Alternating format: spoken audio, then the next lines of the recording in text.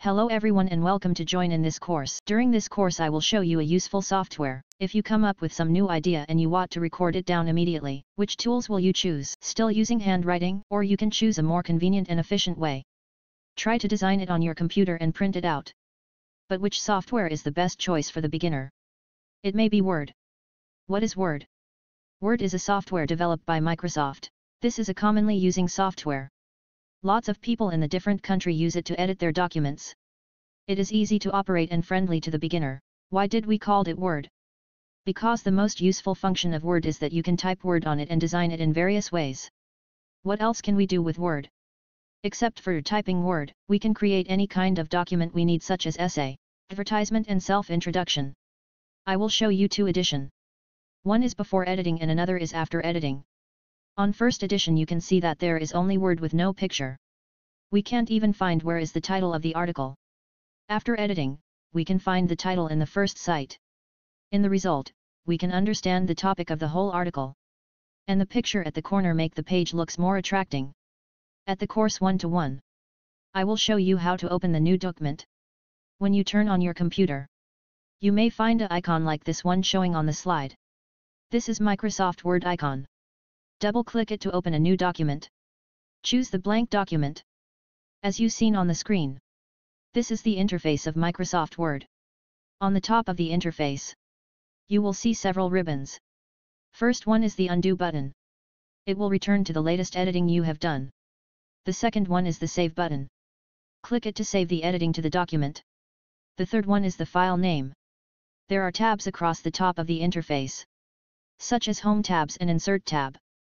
There are several ribbons below the tabs. The ribbon change based on the tabs you click. According to different function, the ribbons are divided into several groups. In the middle of the layout is the typing area. We edit our document here. At the bottom of the layout, there are some useful messages. On the left side, it shows the total pages in this document.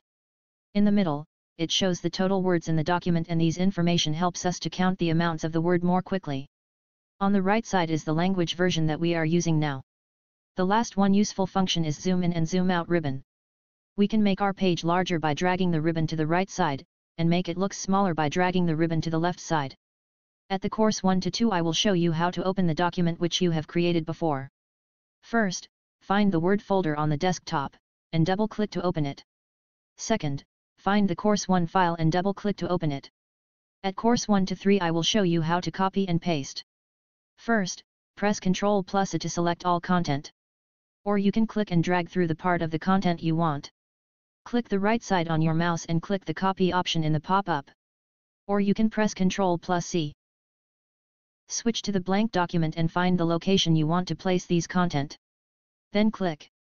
Like the steps of copy, click the right side on your mouse, and click the paste option. Or you can press Ctrl+V. But there are several paste options you can choose. First, this paste option's icon looks like a board with a paintbrush.